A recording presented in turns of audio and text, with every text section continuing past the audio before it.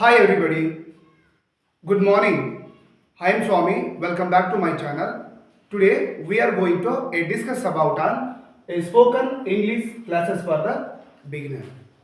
So ನನ್ನ ಎಂದಿನ ವಿಡಿಯೋವನ್ನು ನಾನು ಡೆಮಿನಿಸ್ಟ್ರೇಟಿವ್ ಪ್ರನೌನ್ಸ್ ಇಂದ ನಾನು ಆರಂಭ ಮಾಡಿದ್ದೆ. ಇವತ್ತಿನ ಡೆಮಿನಿಸ್ಟ್ರೇಟಿವ್ ಪ್ರನೌನ್ಸಿನ ಯಾವ ಪ್ರನೌನ್ ಮೇಲೆ ನಾನು ಇವತ್ತು ಸ್ಪೋಕನ್ ಇಂಗ್ಲಿಷ್ ಸೆಂಟೆನ್ಸಸ್ಗಳನ್ನು ನಿಮ್ಮ ಬಳಿ ಶೇರ್ ಮಾಡ್ಕೊಳಕ್ಕೆ ಬಂದಿದ್ದೀನಿ ಅಂತ ಅನ್ನೋದಾದರೆ ಖಂಡಿತವಾಗಿ ದೋಸ್ ಅನ್ನುವಂಥ ಒಂದು demonstrative pronouns. Dear learner, basically you know very well in Kannada meaning of those. Those ಅಂದರೆ ಈ ಕನ್ನಡ ಮೀನಿಂಗಿನ ಅರ್ಥ ಹೌ ಅಥವಾ ಹಾವುಗಳು ಅಂತ ಅರ್ಥ. In this a demonstrative pronoun those, how can we usage in spoken language? So we are going to learn one by one sentence English through the Kannada meaning. ಈ ವಿಡಿಯೋವನ್ನು ಆರಂಭ ಮಾಡುವುದಕ್ಕಿಂತ ಪೂರ್ವದಲ್ಲಿ I request to all new subscriber, ಯಾರೆಲ್ಲ ನಮ್ಮ YouTube ಚಾನಲನ್ನು ಹೊಸದಾಗಿ follow ಮಾಡ್ತಾ ಇದ್ದೀರಿ, ತಪ್ಪದೆ ಸಬ್ಸ್ಕ್ರೈಬ್ ಮಾಡ್ಕೊಳ್ರಿ. ಮತ್ತು ಕೆಳಗಡೆ ಕೊಟ್ಟಿರ್ತಕ್ಕಂಥ ಬೆಲ್ ಬಟನ್ಗೆ ಮಿಸ್ ಮಾಡದೆ ಪ್ರೆಸ್ ಮಾಡಿ. ಪ್ರೆಸ್ ಮಾಡೋದ್ರಿಂದ ನಾನು ಮಾಡುವಂಥ ನನ್ನ ಯೂಟ್ಯೂಬ್ ಚಾನಲಿಂದ ಬರುವಂಥ ಎಲ್ಲ ವಿಡಿಯೋಗಳು ಕೂಡ ನಿಮಗೆ ಅಪ್ಡೇಟ್ ಆಗ್ತಾ ಹೋಗ್ತವೆ. ಅದರಿಂದ ನಿಮಗೆ definitely it will help to a lot of videos to a learning of different types of spoken English sentences. Okay, let we start to a one by one sentences. ಓಕೆನಾ, without delay of the time. First, those. Those are a tennis balls. ಅವು tennis ಚೆಂಡುಗಳು ಅಂತ ಅರ್ಥ. Okay, those are homework books. ಅವು ಮನೆ work ಪುಸ್ತಕಗಳು ಅಂತ ನಾವು ಹೇಳ್ಬೋದು. Those are red pens. ಅವು ಕೆಂಪು ಪೆನ್ನುಗಳು ಅಥವಾ ಶಾಯಿಗಳು ಅಂತ ಕೂಡ ಕನ್ನಡದಲ್ಲಿ ನಾವು ಹೇಳ್ತೀವಿ. ಇಲ್ಲಿ ಕಾಮನ್ ಆಗಿ ನಾನು ಇಂಗ್ಲಿಷ್ ಪದವನ್ನು ನಾನು ಬಳಸ್ತಾ ಇದ್ದೀನಿ, ಯಾಕಂದ್ರೆ ಶಾಯಿಗಳಂತಂದ್ರೆ ಎಷ್ಟೋ ಜನಕ್ಕೆ ಕನ್ನಡದಲ್ಲೇ ಬಹುಶಃ ಅರ್ಥ ಗೊತ್ತಿರಲ್ಲ. ಹಾಗಾಗಿ ಅವು ಕೆಂಪು ಪೆನ್ನುಗಳು ಅಂತ ನಾನು ಬಳಸ್ತಾ ಇದ್ದೀನಿ. Please. Those are cursive books. ಅವು ಕಾಪಿ ರೈಟಿಂಗ್ ಪುಸ್ತಕಗಳು ಅಥವಾ ಕಾಪಿ ರೈಟಿಂಗ್ ಪುಸ್ತಕಗಳಾಗಿವೆ. Those are all T shirts. ಅವು ಎಲ್ಲವೂ ಟಿ ಶರ್ಟ್ಗಳಾಗಿವೆ ಅಥವಾ ಟಿ ಶರ್ಟ್ಗಳು ಅಂತ ನಾವು ಹೇಳಬೇಕು. Those are all iPhones. ಅವು ಎಲ್ಲವೂ ಐಫೋನ್ಗಳು. Dear learner, these are a different kinds of a spoken English sentences, so you must should understanding. ಇವತ್ತಿನ ಡೆಮಿನಿಸ್ಟ್ರೇಟಿವ್ ಪ್ರೊನೌನ್ಸ್ ಮೇಲೆ ಮಾಡುವಂತ ಎ ದೋಸ್ ಇದನ್ನು ಹೇಗೆ ಯೂಸ್ ಮಾಡಬೇಕು ಅಂತಂದ್ರೆ ಆರಂಭದ ಕ್ಲಾಸುಗಳಲ್ಲಿ ನಿಮಗೆ ಹಿಂದಿನ ವಿಡಿಯೋಗಳಲ್ಲಿ ನಿಮಗೆ ಪ್ರತಿಯೊಂದನ್ನು ಎಕ್ಸ್ಪ್ಲೇನ್ ಮಾಡ್ತಾ ಇದ್ದೆ.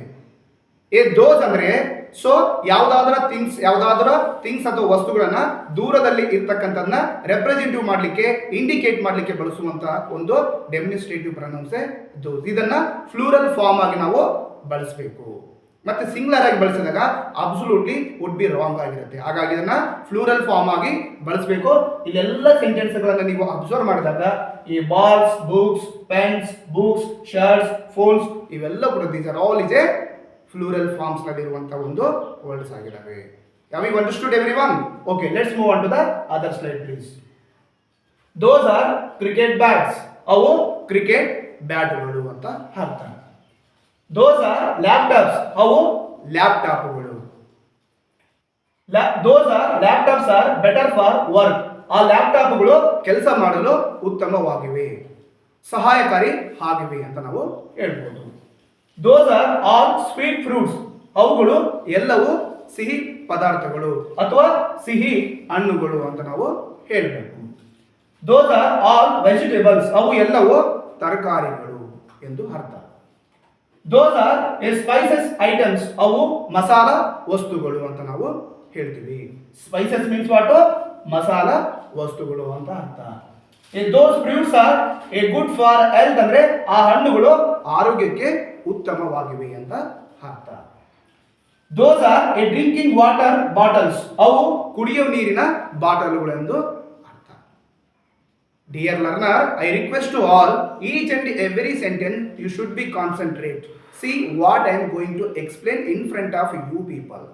ಯಾಕೆಂದ್ರೆ ನಾನು ಹೇಳುವಂತ ಬೇಸಿಕ್ ಸ್ಪೋಕನ್ ಇಂಗ್ಲಿಷ್ ಸೆಂಟೆನ್ಸಸ್ಗಳನ್ನ ಚೆನ್ನಾಗಿ ನೀವು ಅರ್ಥ ಮಾಡಿಕೊಂಡು ಕಲಿತಾಗ ಅಬ್ಸಲ್ಯೂಟ್ಲಿ ನೀವು ಇಂಗ್ಲಿಷನ್ನು ನೀವು ಚೆನ್ನಾಗಿ ಮಾತನಾಡಬಹುದು. ಓಕೆನಾ? Next let's move on to the other slide please. Those are a text books. ಅವು ಪಠ್ಯ ಪುಸ್ತಕಗಳು. ಟೆಕ್ಸ್ಟ್ ಬುಕ್ಸ್ ಅಂದ್ರೆ ಕನ್ನಡದ ಅರ್ಥ ಪಠ್ಯ ಪುಸ್ತಕಗಳು ಎಂದು ಅರ್ಥ. ದೋಸ್ ಆರ್ ವಾಟರ್ ಪಾಟ್ಸ್, ಅವು ನೀರಿನ ಮಡಿಕೆಗಳು ಅಂತ ಅರ್ಥ. ಪಾಟ್ಸ್ ಅಂದ್ರೆ ಮಡಿಕೆಗಳು ಅಂತ ಅರ್ಥ. ಮಣ್ಣಿನ ಕೊಡಗಳಂತ ನಾವೇನು ಹೇಳ್ತೀವಲ್ಲ ಅದಕ್ಕೆ ನಾವು ಪಾಟ್ಸ್ ಅಂತ ಹೇಳ್ತೀವಿ. ಅವೆಲ್ಲ those are all is a made by like is a soil ಅಂತ ಅರ್ಥ ಮಾಡ್ಕೋಬೇಕು. Those are my silk saris, ಅವು ನನ್ನ ರೇಷ್ಮೆ ಸೀರೆಗಳು ಅಂತ ಅರ್ಥ. ಸಿಲ್ಕ್ ಅಂದ್ರೇನು? ರೇಷ್ಮೆ ಅಂತ ಪದದ ಅರ್ಥ. ದೋಸ್ are all A gold rings, ಅವು ಎಲ್ಲವೂ ಬಂಗಾರದ ಉಂಗುರಗಳು ಅಂತ ಅರ್ಥ. ದೋಸ್ ಆರ್ ಮೈ ಡಾಟರ್ಸ್ ಡ್ರೆಸ್ಸಸ್, ಅವು ನನ್ನ ಮಗಳ ಬಟ್ಟೆಗಳು ಅಂತ ಅರ್ಥ. ದೋಸ್ are A dry fruits A good for health, ಆ ಒಣಗಿದ ಹಣ್ಣುಗಳು ಅಥವಾ ಡ್ರೈ ಫ್ರೂಟ್ ಹಣ್ಣುಗಳು ಆರೋಗ್ಯಕ್ಕೆ ಒಳ್ಳೆಯದು, ಆರೋಗ್ಯಕ್ಕೆ ಉತ್ತಮ. As you know very well, dry fruits definitely it will gives to lot of energy to every people, because ಈ ಡ್ರೈ ಫ್ರೂಟ್ಸ್ಗಳಲ್ಲಿ ಸಾಕಷ್ಟು ವಿಟಮಿನ್ಸ್ಗಳು ಇರ್ತವೆ. ಹಾಗಾಗಿ ಈ ಡ್ರೈ ಫ್ರೂಟ್ಸ್ಗಳ ಮೇಲೆ ಕೂಡ ನಿಮಗೆ ಒಂದು ಸೆಂಟೆನ್ಸ್ ಕೂಡ ಮಾಡಿದ್ದೀನಿ. ದೋಸ್ ಆರ್ ಎಲೆಕ್ಟ್ರಿಕಲ್ ಟೂಲ್ಸ್, ಅವು ಎಲೆಕ್ಟ್ರಿಕಲ್ ಉಪಕರಣಗಳು ಅಂತ ಅರ್ಥ. ಇಲ್ಲಿ ಎಲೆಕ್ಟ್ರಿಕಲ್ ಟೂಲ್ಸ್ ಅಂದ್ರೆ ಉಪಕರಣಗಳು ಅಂತ ಅಥವಾ ಸಾಮಗ್ರಿಗಳು ಅಂತ ಕೂಡ ನೀವು ಇನ್ನ ಬೇರೆ ರೀತಿಯ ಕನ್ನಡ ಪದವನ್ನು ನೀವು ಬಳಸಬಹುದು. ಅರೆ ಇಲ್ಲಿ ತಗೊಂಬಂದಿರ್ತಕ್ಕಂಥ ಪ್ರತಿ ಒಂದು ಸ್ಪೋಕನ್ ಇಂಗ್ಲಿಷ್ ಸೆಂಟೆನ್ಸಸ್ಗಳು ದಿನ ಬಳಕೆಯಲ್ಲಿ ನಾವು ಬಳಸಬೇಕು. ನೋಡಿ, ಇವೆಲ್ಲ ಕೂಡ ಪ್ರತಿನಿತ್ಯ ನಾವುಗಳು ನೀವುಗಳು ಗೊತ್ತಿರ್ತಕ್ಕಂಥವ್ರು ಎಲ್ಲ ಸ್ಪೋಕನ್ ಇಂಗ್ಲಿಷ್ ಸೆಂಟೆನ್ಸ್ಗಳನ್ನ ಬಳಕೆ ಮಾಡ್ತಿದ್ದಾರೆ.